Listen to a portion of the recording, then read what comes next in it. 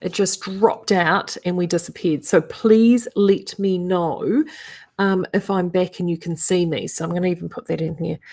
Please let me know if you can see and hear me. Right, just pop that up in there. I see you starting to come back. I'm so sorry about that. That's the software all of a sudden has gotten really, really buggy, and I don't know why. So I might be. Oh, good, Vicky. Thank you, Vicky. Crazy. I don't know why. Anywho, where was I at? Vintage. Actually, and I'll lean over and grab these while we're waiting for people to come back in. So I'm so sorry about that, guys. Tell you what, it was a week last week. It really was. So with vintage, so I don't know where you guys got to, but I know it was really weird, Michelle. Totally weird. So vintage is sort of like my first yarn baby. It is the first range that I ever worked on, and I love it. It's a precursor. It's a yarn that the yarn that inspired the vintage range was actually a yarn that I had knitted a lot with my first child. And then by the time child number 2 came around, vintage was a thing. So I did pretty much all my DK baby knitting in vintage. And the colours, we wanted to be able to create a range that actually had colours that were what we call sort of off tones or very contemporary in their feel. So they sort of felt very vintage and retro, but without being fusty. And vintage achieved that. And it was wildly successful when we first launched it, and we absolutely adored it. And it actually launched and timed this month, would you believe, in February. Which seems crazy to launch a yarn in summer, but often that's how we roll here. And it came in sort of actually at that time of year, and it seemed really perfect because it also was a yarn that it was inspired by the whole Art Deco vintage element of things that we have here in Napier. Now, for those that don't know, Napier is the home of Art Deco here in New Zealand, and we have the most incredible architecture. So a lot of the colours and sort of styling in terms of placing the range together, especially the colours, were actually taken from colour palettes that we'd researched from the Art Deco period, 1920s, well, particularly 1930s, that 30s period. And we wanted to be able to bring that in the range. So vintage in the last 10 or 12 years has become much beloved by many of you. And I've had with the team we've expanded the range. I think the original range was just 10 colours.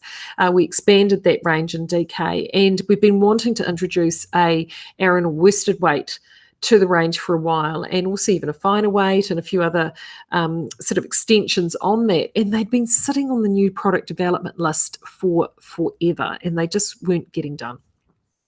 So as I mentioned this time last week, one of the things that we've needed to do now that the mill has become so busy post-COVID, that we have developed some relationships with some mills offshore that are like us, that we know that we can trust, that have similar process to us, and are able to work with us to be able to use the best of what we can in New Zealand in terms of ingredients or fibre in our design and concepts, but actually get the yarn manufactured so we can get it back to you.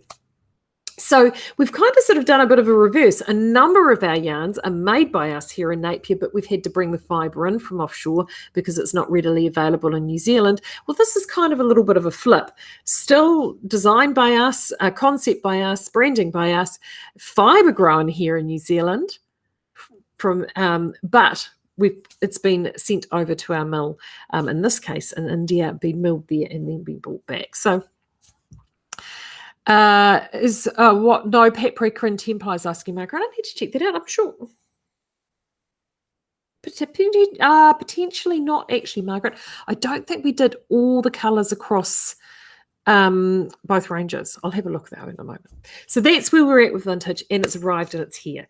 So what it now means is that we have this incredible colour range in vintage DK. So we have got our existing colours, which are under the vintage label, which we'll continue to make. So don't worry, they're not going anywhere. So they're still there. And then the extension, the new colours on those have been called Vintage Abroad. So you know very clearly which is which. So we've been very upfront about that. And then the 10-ply range, which is the majority of the stock that we got in, is all Vintage Abroad, and it's in all the colours. So we sent them up our existing vintage range, and we said, right, these are the colours from the DK that we want to carry across into the 10-ply. And we have now everything in a full, complete range. So we're really thrilled with it. The girls literally have been loading it out into the store this morning. And to kick it off for February, we're going to do a spotlight on all vintage, both vintage and vintage DK, for the entire month. And we've taken $1 off a ball. So usually it's $5.95, and the Vintage Abroad will be $5.95 also. But for the entire month of February, it's going to be $4.95. Now, many of you know that in March we have an event that happens every year. I can tell you that this price will be better than what this will feature in the sale event in March. So I can guarantee that this will be the lowest price for it. It will not go lower than this in March in the sale. So if you're thinking, oh, maybe I'll hold off until the sale, it will go. It is going into the sale, but it will not be at the same price that it is today. So I wanted to give you that guarantee to make it much, much easier in regards to selection and purchase. In terms of sort of the, I feel quite nostalgic, like with vintage and Art Deco and this time of year. It's a really poignant time of year in the Bay, and particularly Napier. The anniversary of the Napier earthquake is actually on Wednesday. So February 3rd, 1931 at 10:47 to be exact, literally the earth moved, and the entire world, as everyone knew it here in Hawke's Bay, changed significantly in that moment. A 7.8 magnitude earthquake struck. It was utterly devastating, followed then by extensive fire and also a moderate tsunami as well. It saw the land around Napier, specifically around Napier, move significantly. And when I say move, it moved on average around 2 meters, but actually further out, just north of the CBD itself, before the earthquake, that was a really large lagoon called the Ahuriri Lagoon. Now, if you've ever wondered where that lagoon is, if you've ever flown into Napier, Napier Airport now is situated right in the middle of where that lagoon was. So that would have been underwater back in the time. So that entire flat area, and you'll often see these little hills if you fly in, sort of in the middle, and you think, those are really odd. Well, they're actually islands that have now come up and been created as hills.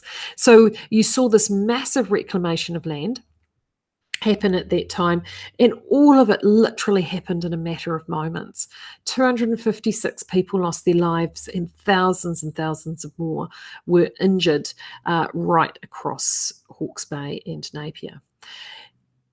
The thing with it, and I mean, those of you who are in Christchurch and have lived through the Christchurch earthquakes, I am sure will appreciate this. It is not just that moment in time. I mean, this becomes a lasting event that shapes who you are as a community, who you are as a city, who you are as a people, who you are as a family for an extended period of time. And Napier was no different. The entire city was completely rebuilt pretty much within 10 years.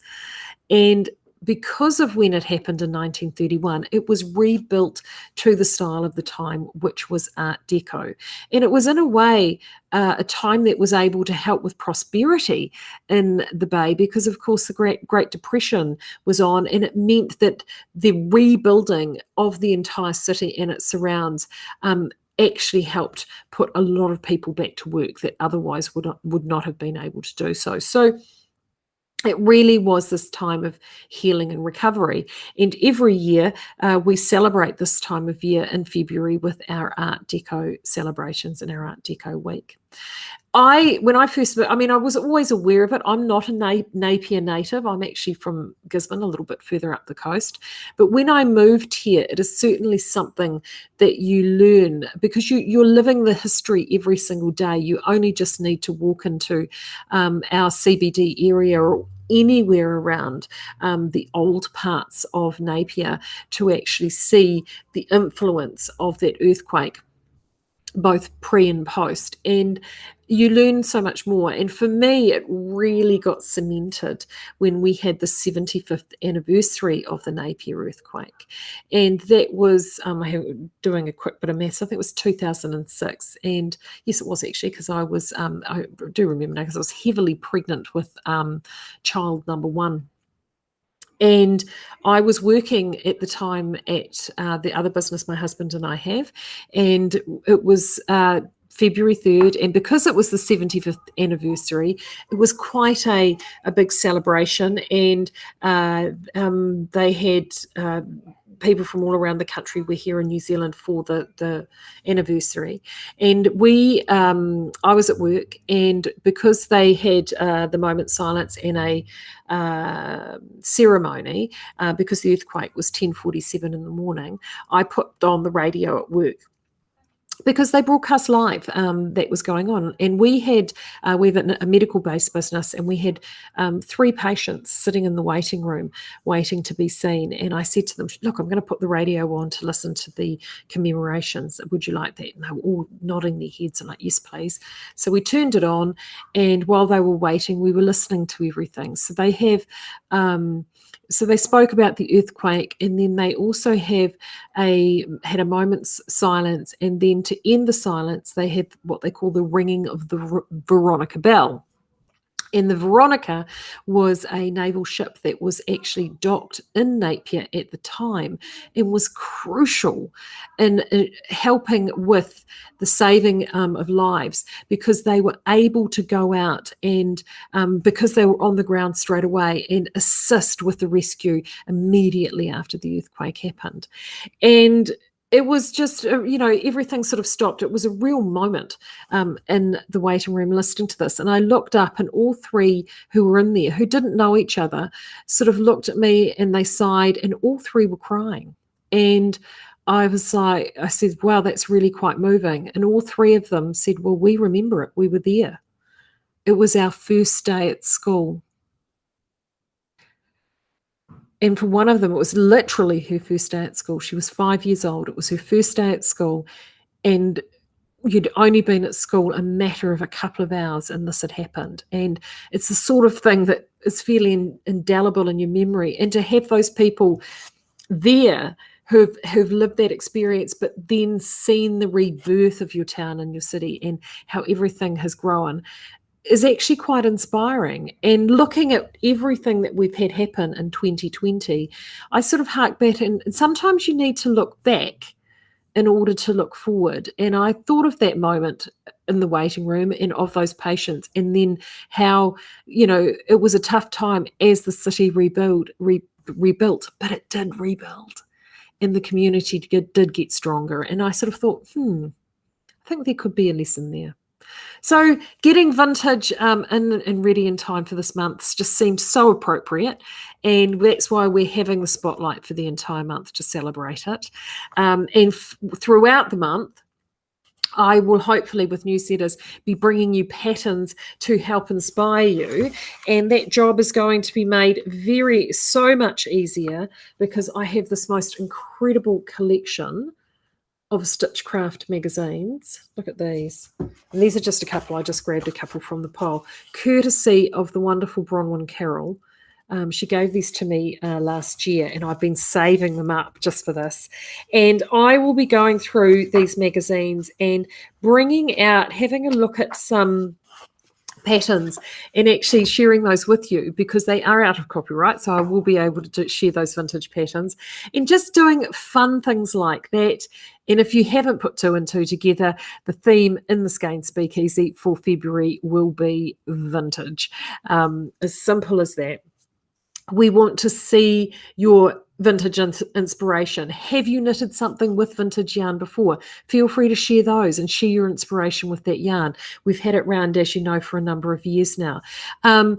Have you got a vintage pattern that you've knitted from? I actually saw a wonderful project actually put up in the Speakeasy recently, directly from a vintage pattern, I think from the 1930s or 1940s. It looked amazing. We want to see those. So anything vintage around the theme, whether it's art deco, something that you've got vintage inspired, vintage yarn, share that with us and you will get a fantastic, we'll do a couple of incredible vintage prize packs to go along with that at the end of the month. So that is our theme for February.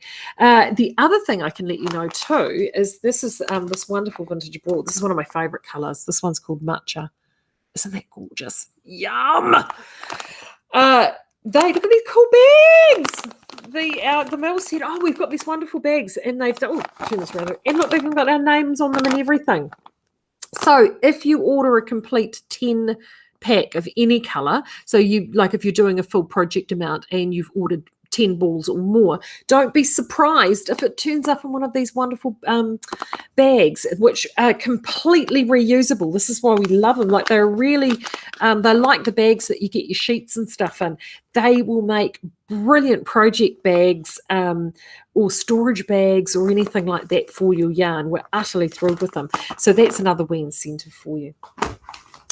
What else did I have to tell you about today? Oh, gosh, how can I forget that? The other thing that I did that I was hoping to get up and tell you last week and didn't because, as I said, life happened, was, and they are up and live now. So when it rains, it pours here. So all our vintage yarns arrived Friday week ago, and we've been madly trying to get those unpacked and photographed and ready and incredible. That was on the Friday. And then on Monday, just gone, our Cascade yarns we've been waiting for turned up. So we've got some more yarns from Cascade. And this time, and this is not all of them, this is just a quick selection, but look at those. Aren't those the most delicious things? Now, look, Margaret, I know we didn't have the paprika, but look at that one. I know that's got your name written all over it. Look at those. This is this beautiful alpaca lace. I think I alluded to it last week. Look at these. Those three there are heathered colours. I don't know whether the camera's picking them up, but there we go. That's a good shot.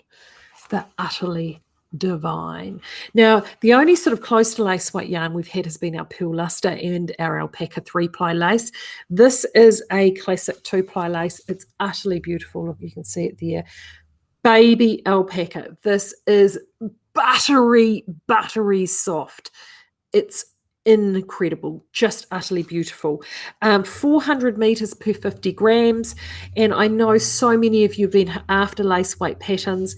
It's, after yarn full lace weight patterns. So this will do shawls. You'll be able to double strand back with mohair. So much. It's just divine. We're so thrilled with it. All those colors are now up and online.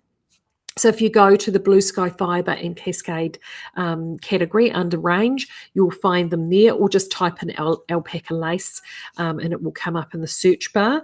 $12.95. So the everyday price on these elsewhere, and this is before shipping, is about $14.95. And then you've got to get it shipped to New Zealand. We've got these everyday price $12.95 from us here. So that saves you a wee bit. And that just, we're so excited to have these. So they are up and available now. So do make sure you check those out. And the fine weight mohair, I have got a fine weight mohair, which will be coming. I hope to get them up actually. I might be able to get them up this month as well, which hopefully we'll be able to do some double stranding back. So if you've been lusting after doing some incredible designs like from Petite Knit or others, you should be able to do those using some of these lace weights and those when we get those up. So, please, Pat is asking advice on a suitable range for the Burnie crop. Oh, so that is like the Sedona crop from, you're talking about the Caitlin Hunter one. You are. Now, I've got a sneaking suspicion she's done that. Hold on, I'll just hold the phone, caller. Let's have a look.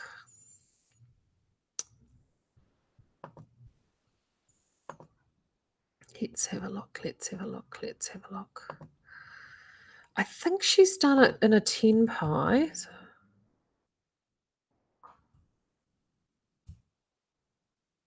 let's have a look.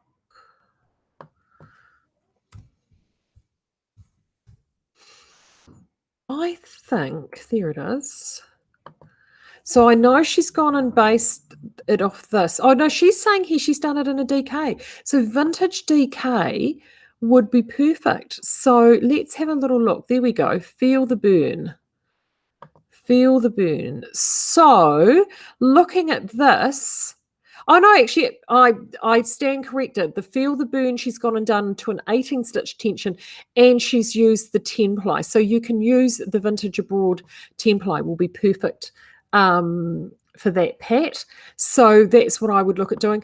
I don't know whether, I mean, we haven't really got the full range of colours there because we've got the truffle. So what you would possibly need to do is use the truffle. I would be using, let me just pop this up here and let's see if I can make this work, shall I? Hopefully it will not go kaput on me like it has done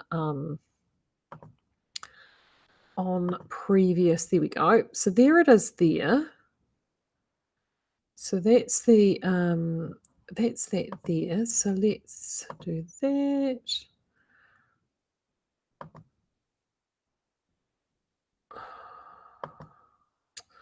There we go. Right. So there's our pitch image there. And let me just have a quick look for you and give you a suggestion of what colour. So she's got there, what, 1, 2, 3, 1, 2, 3, 4 colours by the look of it. So I would be inclined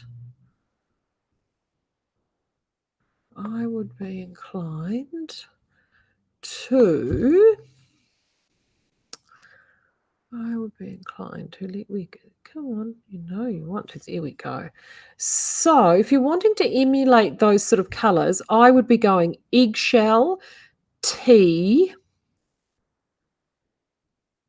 and you've got a couple of options here. You could go eggshell, tea, truffles, and charcoal. So truffles is a darker brown. It's not quite as sort of brown. If you wanted to go that way, if you didn't want to quite go that quite that dark, I would then potentially go, and I think this would look amazing, is eggshell, tea, chili, truffles. I think would look pretty jolly good. And actually, I will check. Let me just check while I hold the phone again, caller, for our dear, darling, lovely Margaret. And I wonder whether, Margaret, I haven't loaded something up. So let's have a quick look, shall we? We've gone and designed the vintage range to colour. It will work fantastically for colour work. The other nice thing about vintage is that it's not been treated, so it's got that nice little bit of grip. So if you've got a pattern that you're working on and you haven't done, you need to do some steeking, it will be perfect for the steeking. No, I'm only showing it in the DK. I will check that out and make sure that if we haven't gotten hidden anywhere in the template, I just haven't yet put it up. And to answer to your question, Pat, yeah, I would be inclined to go eggshell, charcoal, tea, and then pick your fourth color, which is the brown that she has there, to sort of highlight it. So, I mean, for my money, I would be inclined to, I mean, you could go truffle if you want to stay within that brown zone. But for me, I would be going chili or turmeric or even that matcha, this matcha green. would look brilliant, because you kind of need that pop of color to make it stand out. So that's what I would like to do. Right. Marie's asking, I'd like advice on the Tweedy wool for Andrea Mowry's new cable cardi at Winter's Beach. Right. I had an off-screen conversation about that pattern with Deb and Ethan from Outlaw, actually.